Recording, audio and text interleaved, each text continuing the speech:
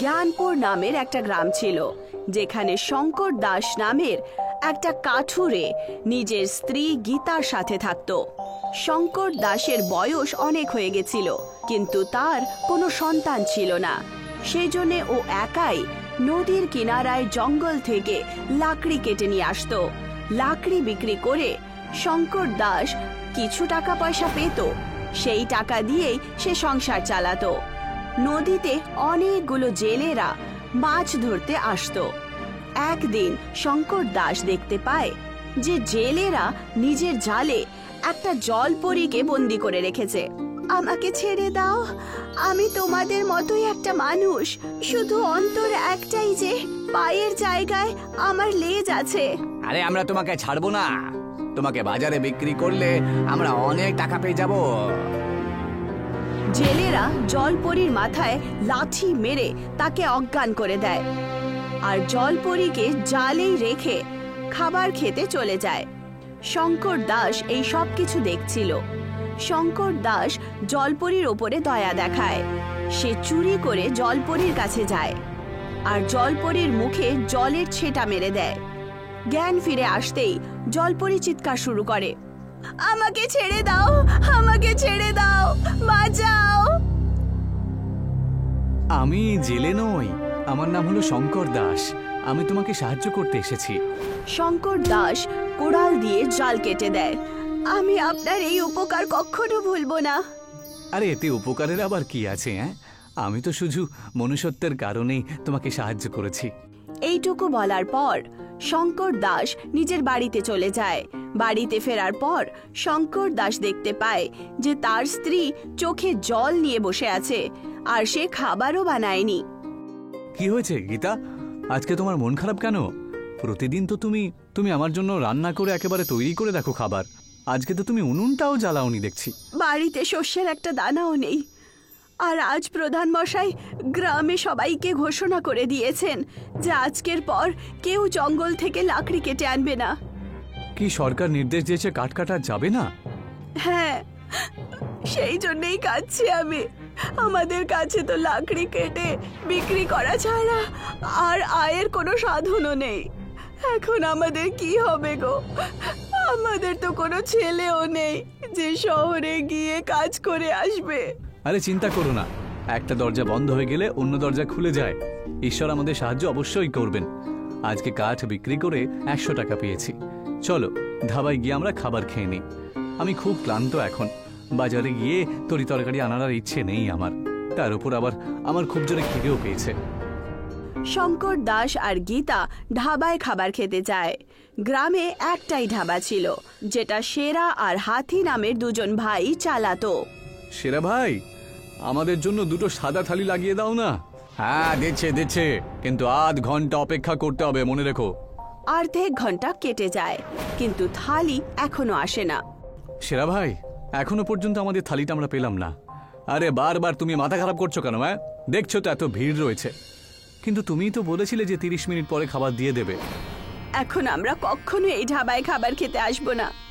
গীতা বাড়িতে পৌঁছে শঙ্কর দাসকে বলে, আমাদের গ্রামে একটাই ধাবা আছে, তাতে কত ভিড় থাকে আর খাবারও ভালো থাকে না। কেননা আমরা দুজন মিলে একটা ধাবা খুলে দিই। যদি আমাদের ধাবা ভালো চলে তাহলে আমাদের ভালো রোজগার শুরু হয়ে যাবে। এই কথাটা তো আমার মাথাতেও এসেছিল। আমি আমার সোনার চুড়ি বন্ধক রেখে দেব, তখন তো ভাড়ার ব্যবস্থা ভালো করেই হয়ে যাবে না?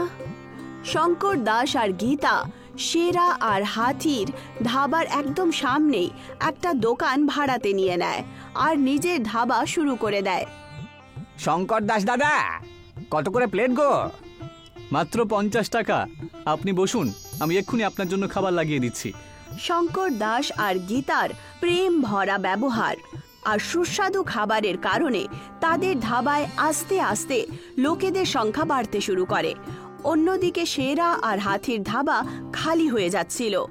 কিছুদিনের মধ্যেই সেরা আর হাতি ভাইয়ের কাজকর্ম ঠপ হয়ে যায়। এই যে সেরা ভাই, যদি এইভাবে চলতে থাকে তাহলে আমরা একেবারে নিঃস্ব হয়ে যাব। মাত্র 2 মাসের মধ্যে আমাদের রোজগার তো অর্ধেকের থেকেও কম হয়ে গেছে। এই শঙ্কর দাসের একটা ব্যবস্থা করতেই হবে, তাহলে সাপও মরবে আর লাঠিও ভাঙবে না। আমার কাছে একটা উপায় রয়েছে। সেরা শঙ্কর দাসকে ছোট্টবেলা থেকে জানতো।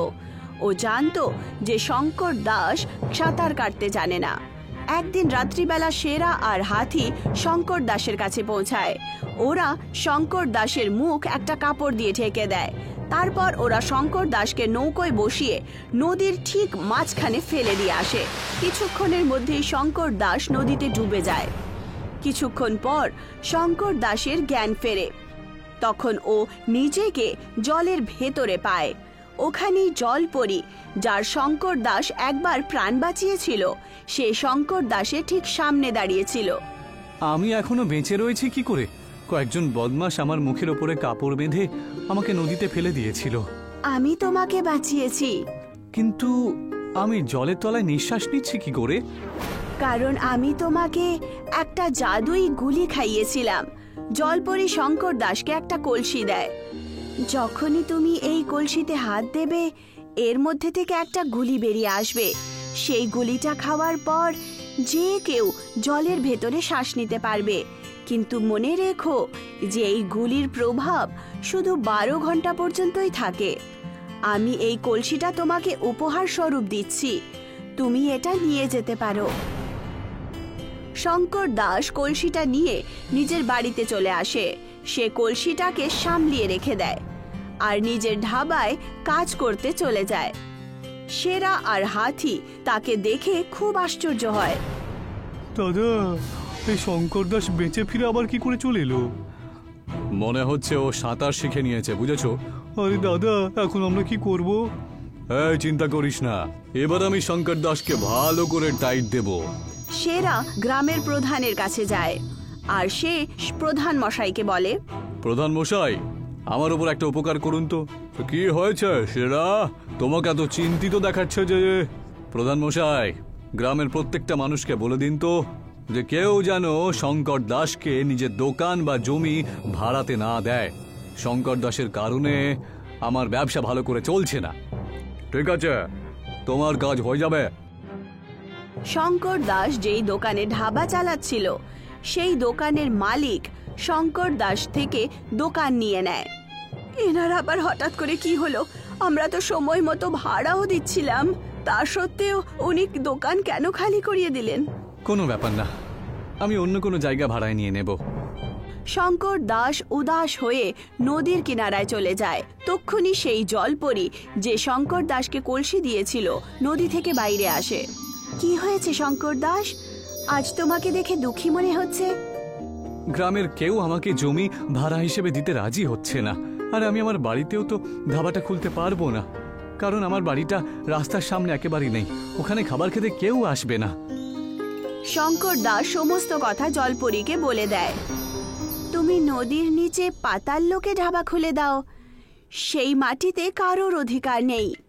কিন্তু জলে আগুন জ্বলবে কি করে, আর লোকেরা ওখানে নিঃশ্বাস নেবে কি করে? চিন্তা করো না, পাতাল লোকে আগুন জ্বলতে পারবে। আমরাও তো ওখানেই খাবার দাবার বানাই। আর জলে শ্বাস নেওয়ার কথা যত দূর, তাহলে মনে করো আমি তোমাকে একটা কলসি দিয়েছিলাম যাতে জাদুই গুলি ছিল। হ্যাঁ, ওই কলসির ব্যাপারে তো আমি ভুলেই গিয়েছিলাম। শঙ্কর দাস নদীর নিচে পাতাল লোকে ধাবা খুলে দেয় আর গ্রামে প্রত্যেক জায়গায় ব্যানার লাগিয়ে দেয়। গ্রামের লোকেরা পাতাল লোকে ধাবা দেখার জন্য খুব উৎসুক হয়। ওরা সবাই নদীর কিনারায় পৌঁছে যায়। শঙ্কর দাস সবাইকে কলসি থেকে বার করে একটা একটা গুলি দিয়ে দেয় আর বলে, ভাই আর বোনেরা, এই গুলিটার প্রভাব কিন্তু 12 ঘন্টা পর্যন্তই থাকে, সেই জন্য 12 ঘন্টা পরে জল থেকে তোমরা সবাই উঠে আসবে কিন্তু। লোকেরা নদীর নিচে গিয়ে পাতাল লোক ধাবায় শঙ্কর দাসের ওখানে খাবার খায় আর পাতাল লোকে ভ্রমণও করে। শঙ্কর দাস নদীর কিনারায় একটা চাকরকে দাঁড় করিয়ে দেয় আর তাকে বলে, যে এখানে খাবার খেতে আসবে তাদেরকে কলসি থেকে বের করে একটা ওষুধ দিয়ে দিও। এইটুকু বলে শঙ্কর দাস ধাবায় কাজ করতে চলে যায়। অন্যদিকে সেরা রাগের চোটে প্রচন্ড ক্রোধিত হয়। পাতাল লোকের ধাবা, এটাও শঙ্কর দাস খুব ভালো একটা চাল চেলেছে দেখছি। গ্রামের লোকেরা তো ওখানে যাচ্ছেই, সাথে সাথে পাশের গ্রামের লোকেরাও পাতাল লোকে খাবার খেতে আর ঘুরতে যাচ্ছে দেখছি। আর আমাদের ধাবাতে শুধু মাছই ঘুরে বেড়াচ্ছে। দাদা, আমিও শঙ্কর দাসের ধাবাতে গিয়েছিলাম। পাতাল লোকের জগৎটা খুবই সুন্দর। অনেক রঙিন রঙিন মাছ দেখা যায় ওখানে। এই থাম তুই। যদি শঙ্কর দাসের ধাবা এই গ্রামে থাকে না, তাহলে আমাদের গ্রাম থেকে ধাবা উঠিয়ে অন্য কোথাও গিয়ে ধাবা বসাতে হবে। সেরা আবার গ্রামের প্রধানের কাছে পৌঁছে যায় আর বলে, প্রধান মশাই, আপনি শঙ্কর দাসের ধাবাটাকে নদীর ভেতর থেকে সরিয়ে দিন তো, আমার অনেক ক্ষতি হয়ে যাচ্ছে। আরে আমাকে ক্ষমা করে দাও সেরা, আমি শঙ্কর দাসকে কিন্তু আর বিরক্ত করতে পারবো না। হ্যাঁ, শঙ্কর দাসের ধাবার কারণেই তো দূর দূরান্ত থেকে লোকেরা আমাদের গ্রামে আসছে।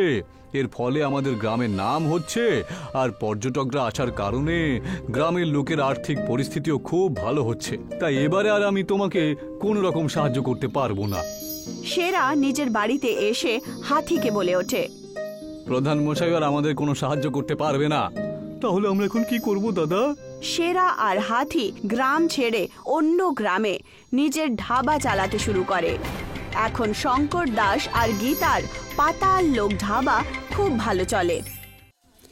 এই কাহিনী হলো মেহনতপুর নামের একটা গ্রামের, যেখানে সখারাম নিজের পরিবারের সাথে থাকতো আর নিজের একটা ভোজনালয় চালানোর কাজ করত। সমস্ত মজদুর আর গ্রামবাসীরা সবাই সখারামের ভোজনালয়ে ভোজন করে নিজের কাজ করত। একদিন একটা লোক সখারামের ভোজনালয়ে ভোজন করার জন্য এলো। বলুন দাদা, কি খাবেন আপনি? আরে আপনার হোটেলে কি আছে বলুন বলুন। আলুর পরোটা, ফুলকপির পরোটা, মূলোর পরোটা, মেথি পরোটা, গরম গরম ক্ষীর, ছোলার তরকারি, পনিরের তরকারি, পনিরের ডাল, তারপরে ঝুরি ভাজা, তাছাড়া পান্তুয়া মিষ্টি এসব আছে, আর তার সাথে একটা লস্যিও আছে। এবার আপনি বলুন কি খাবেন আপনি? আপনার কথাগুলো শুনি আমার মুখে জল চলে এসেছে। যেটা সব থেকে ভালো খেতে সেটাই আমাকে বানিয়ে দিন তো। এই যে শুনছো, এনার জন্য একটা ছোলার তরকারি আর কচুরি নিয়ে চলে এসো তোমরা, আর একটা লস্যিও দিও সঙ্গে। খুব ভালো হবে, দারুণ খেতে লাগবে আমার। তাড়াতাড়ি নিয়ে এসো। যেই মাত্র কুন্দন নীলেশকে খাবার দিয়ে দিল, নীলেশ খুব ভালো করে সমস্ত খাবার খেতে শুরু করলো। খাবার শেষ করা মাত্রই নীলেশ বলল, খাবারটা সত্যিই খুব সুস্বাদু আর দারুণ ছিল। বাহ বাবা বাবা, দারুণ লাগলো। এই না হলে আসল খাবার, সত্যি না হলে আমার স্ত্রী যে রান্না করে তাতে কোনো স্বাদই থাকে না। আরে গলির কুকুরদেরকেও আমি খাবার দিই সেগুলোকে, আর পরের দিন ওই সমস্ত কুকুরগুলো অসুস্থ হয়ে পড়ে।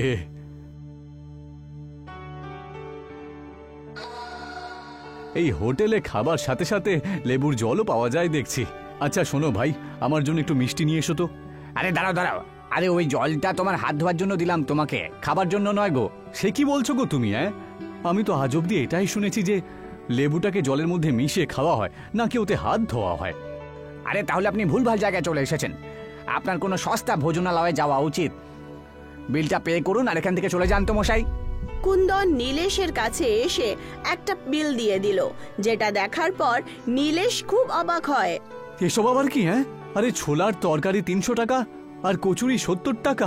আরে না ভাই, আমি কোনো পার্সেল কিছু করাইনি তো, এত পয়সা তো দাম হওয়া উচিত নয়। এই যে শোনো ভাই, এটা কোনো পার্সেলের দাম নয়, তুমি যা খেয়েছো তারই দাম, বুঝেছো? আরে সারাদিনে আমি এত টাকা রোজগারও করি না গো, আর এত বেশি দাম খাবারের। যদি আমি আগে জানতাম তাহলে আমি খেতেই আসতাম না গো। নীলেশ নিজের পকেট থেকে 100 টাকা বার করে টেবিলে রেখে দেয়।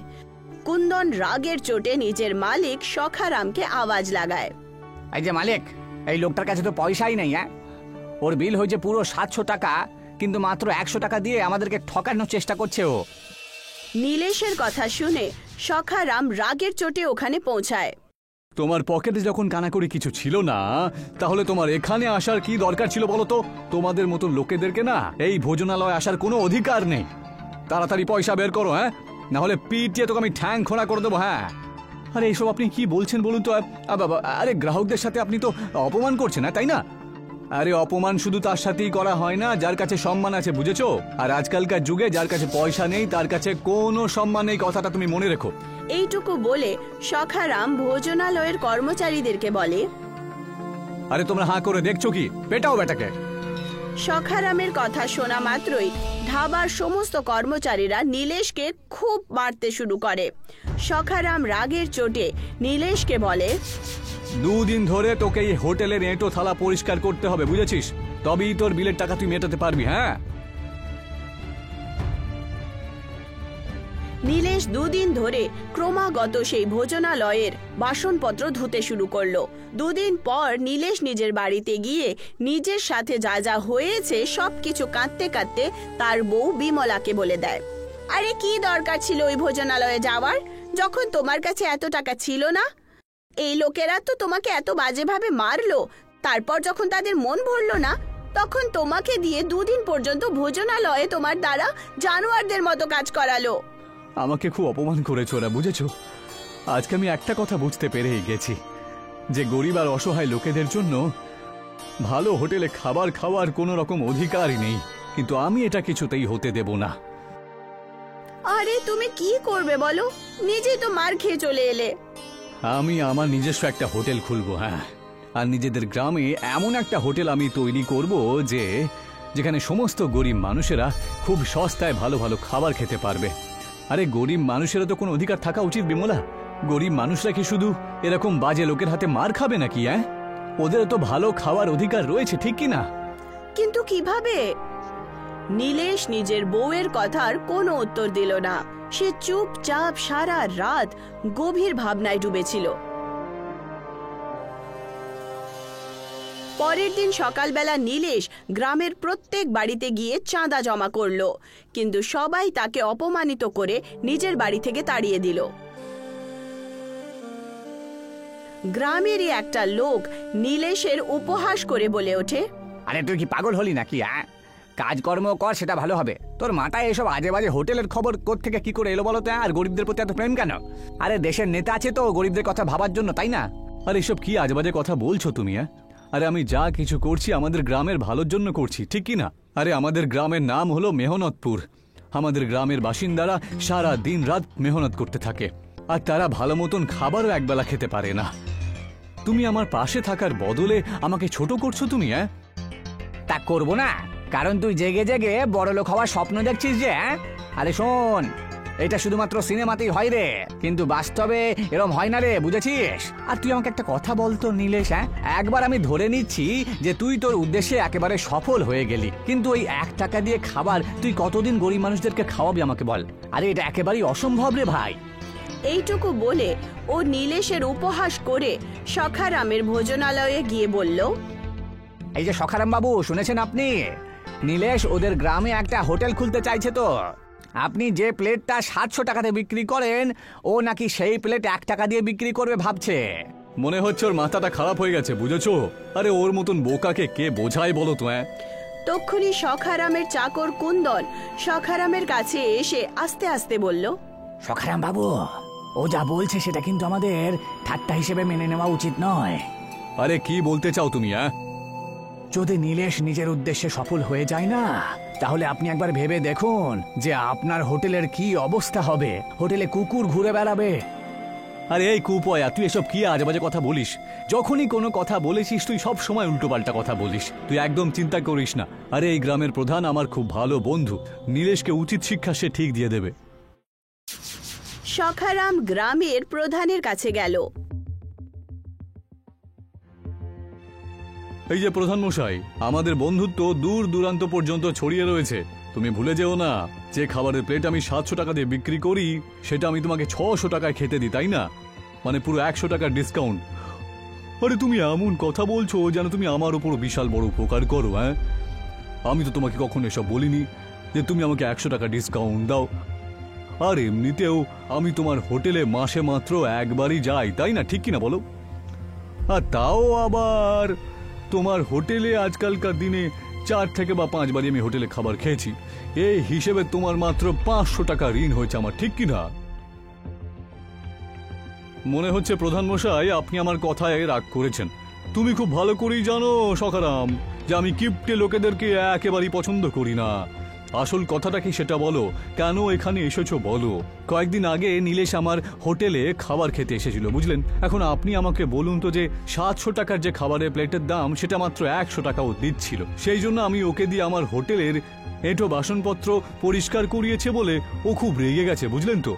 হ্যাঁ, আমি তো এটাও শুনেছি যে তুমি ওকে পিটিয়েও ছিলে। হ্যাঁ, রাগের বশে 1-2 চট তো মেরে দিয়েছিলাম, কিন্তু এতটাও মারিনি যে ও এত বেশি রাগ করে ফেলবে। আরে কি বলতে চাও সখারাম, পরিষ্কার করে বলো। ও এই গ্রামে একটা হোটেল খোলার ব্যবস্থা করছে, বুঝলেন? আর যে প্লেট আমি 700 টাকাতে বিক্রি করি, সেই প্লেট না কেউ 1 টাকাতে বিক্রি করবে গ্রাহকদের। যদি এমনটা হয় না, তাহলে কিন্তু আমার হোটেল একেবারে বন্ধই হয়ে যাবে। আমি তো পথে বসবো। সখারামের কথা শুনে প্রধান হাসতে শুরু করলো। সখারাম, মনে হচ্ছে নীলেশের মাথাটা একেবারে খারাপ হয়ে গিয়েছে, কিন্তু আমার মনে হয় তার সাথে তোমারও বুদ্ধিটা গেছে, বুঝেছো? আরে এটা সম্ভব কি করে? ভেবে দেখো প্রধান মশাই, সে যদি নিজের উদ্দেশ্যে সফল হয়ে যায়, তাহলে কিন্তু ওর নামও দূর দূরান্তে ছড়িয়ে পড়বে। হ্যাঁ, আর এই গ্রামের মানুষরা প্রধানের থেকে বেশি সম্মান তাকে জানাবে। হ্যাঁ, আর এমন হলে বেশি আশ্চর্য হবেন না যে ওর ওরকম দয়ার মন দেখে গ্রামের বাসিন্দারা ওকেই না প্রধান করে দেয়। হ্যাঁ, ও নিশ্চয়ই বড় কিছু করবে বলে ভাবছে। আমাকে তাহলে কিছু একটা করতেই হবে। হ্যাঁ, তা তুমি কথাটা একেবারে ঠিকই বলেছো। তবে গ্রামে কেউ হোটেল খুললে আমি তো তাকে তো আর আটকাতে পারি না, তাই না? কিন্তু আমি একটা কাজ অবশ্যই করতে পারি। আসলে ও আজকাল আমারই কাছে তো কাজবাজ করছে শ্রমিক হিসেবে, তাই আমি ওকে গলা ধাক্কা দিয়ে বাইরে বের করতে পারবো। তারপর তো ও শুধু নিজের পেট কি করে চালাবে সেই কথাই ভাববে, নাকি গ্রামবাসীদের কথা, গরিব মানুষদের কথা ভাববে। সখারাম ওখান থেকে চলে যায়।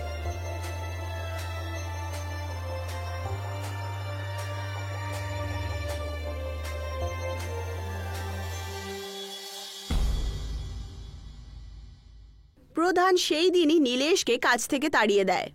তোকে আর কাল থেকে কাজে আসতে হবে না। তবে আমি কি দোষ করেছি প্রধান মশাই? তোর দোষ হলো এটাই যে তুই গ্রামে একটা হোটেল খুলতে চলেছিস। হ্যাঁ, এতে দোষ কি বলুন তো? আমি যদি গরিব মানুষের উপকার করি, তাতে আপনার তো প্রসন্ন হওয়া উচিত, তাই না?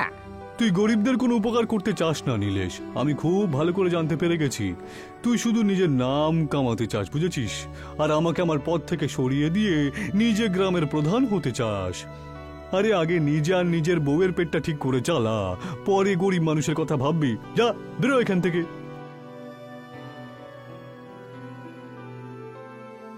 কিন্তু নীলেশ হার মানল না।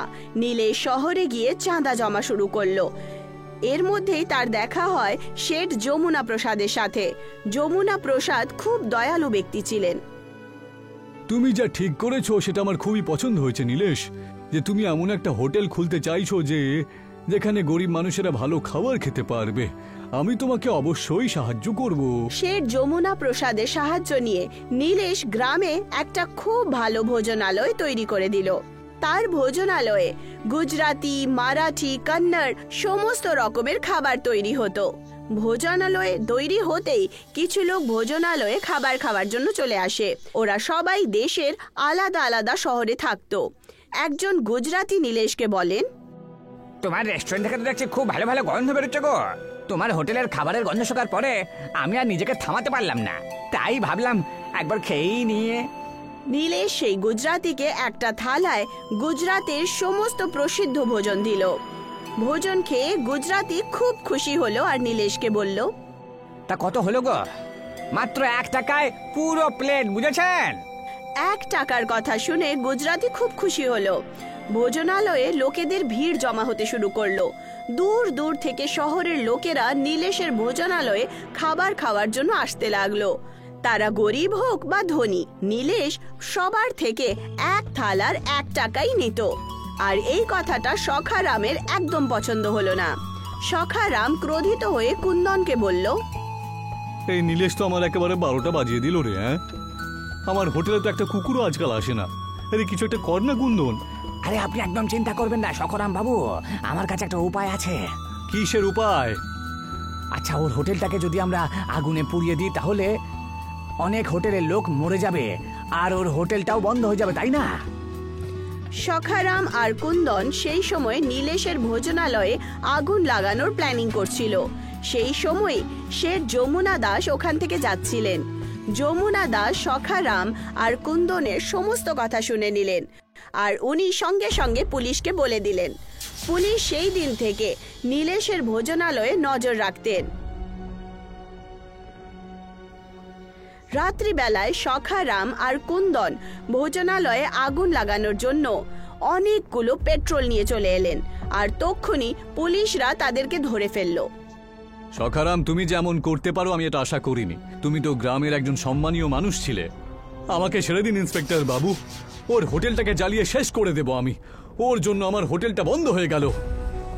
না সখারাম, আমার জন্য নয়, বরং গ্রাহকদের সাথে তুমি যে দুর্ব্যবহার করেছো না, সেই জন্যই তো তোমার হোটেলটা বন্ধ হয়েছে, বুঝতে পেরেছো? তুমি আমাকে অপমান করেছো।